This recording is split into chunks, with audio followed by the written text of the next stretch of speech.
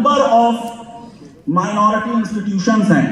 अभी हमारे जैन धर्मगुरु ने बताया 2500 जैन इंस्टीट्यूशंस हैं, 4-5 जैन माइनॉरिटी यूनिवर्सिटीज हैं, क्रिश्चियंस की 7800 हैं, मुस्लिम्स की 5286 हैं, सिख्स की 307 है। कहां है ज्यादा?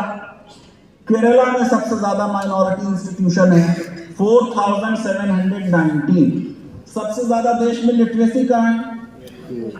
इसका मतलब ये वो अल्पसंख्यक शिक्षण संस्थान हैं जो देश के लोगों को पढ़ाते हैं।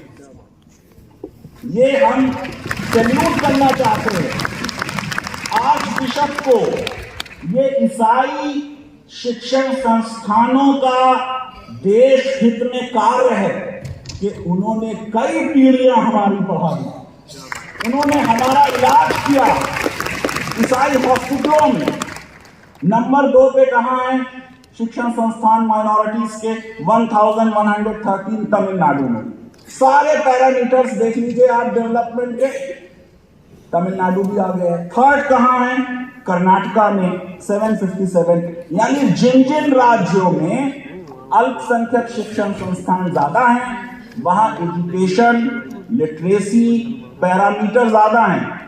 आप देखिए कि हमें अगर जनसंख्या कम करनी है तो शिक्षा दे।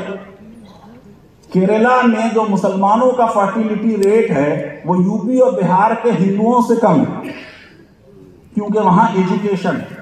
अब इन शिक्षण संस्थानों में पढ़ कौन रहा है? ये जो इतने शिक्षण संस्थान हैं, ये अब मैं आपको डेटा दे रहा हूं। 2021 की रिपोर्ट है national commission for the protection of child rights.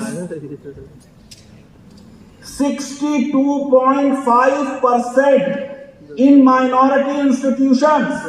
मौलाना साहब, नॉन माइनॉरिटीज आर स्टडी।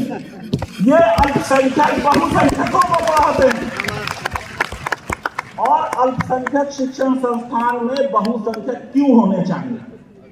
ये केरला एजुकेशन बिल के 1957 के जजमेंट में जस्टिस SR दास ने कहा।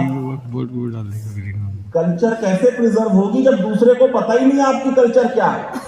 तो जब तक अल्पसंख्यक शिक्षण संस्थान में बहुसंख्यक नहीं आएंगे तब तक कल्चर कंजर्व नहीं हो सकती।